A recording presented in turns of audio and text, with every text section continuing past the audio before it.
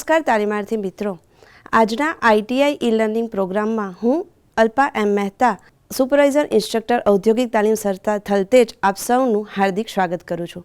આજે હું આઈટીઆઈમાં ચાલતા કમ્પ્યુટર ગ્રુપ અંતર્ગત ઇમ્પોર્ટ ડેટા પ્રેક્ટિકલ વિશે આપ સૌને તાલીમ સહ માર્ગદર્શન આપીશ. ઇમ્પોર્ટ ડેટા પ્રેક્ટિકલ અંતર્ગત આપણે MS એક્સેલની અંદર ટેક્સ્ટ ફાઇલમાંથી ડેટા ઇમ્પોર્ટ કેવી રીતે કરવો એ શીખવાનું છે.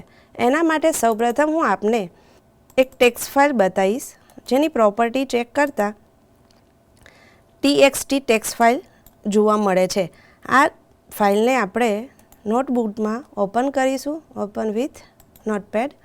અહીંયા આપણે ફાઇલનો આ ડેટા જોવા મળે છે. આ ફાઇલને આપણે એક્સેલ શીટની અંદર ઇમ્પોર્ટ કરવાની છે. તો એના માટે આપણે પહેલાં એક્સેલ ઓપન કરીશું.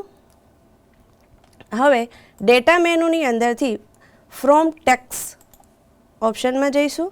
આપણી ફાઇલ ટેક્સ્ટ ફાઇલ જ્યાં પડેલી હોય ત્યાંથી એ ટેક્સ્ટ ફાઇલ સિલેક્ટ કરીશું અને પછી આપીશું ઇમ્પોર્ટ.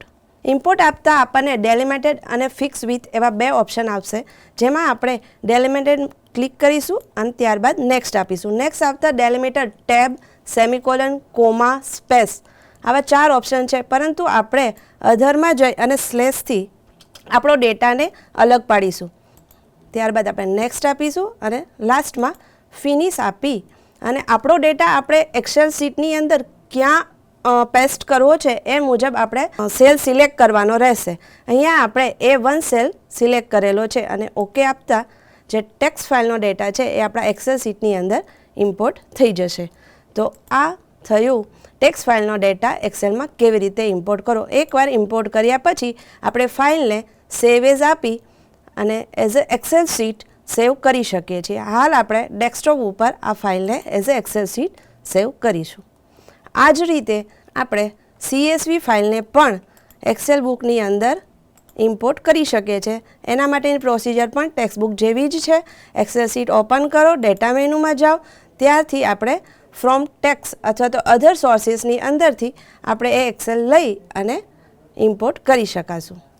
હાલ આપણે નોટપેડ ફાઇલ એટલે કે ટેક્સ્ટ ફાઇલમાંથી ડેટા ઇમ્પોર્ટ કેવી રીતે કરવો એ જોયું. એ જ રીતે સેમ પ્રોસિજરથી આપણે CSV ફાઇલનો ડેટા તેમજ એક્સેલ ફાઇલનો ડેટા પણ એક્સેલની અંદર આવી જ રીતે ઇમ્પોર્ટ કરી શકાશે.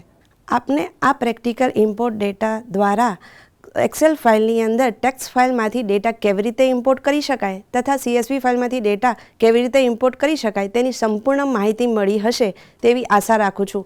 આભાર.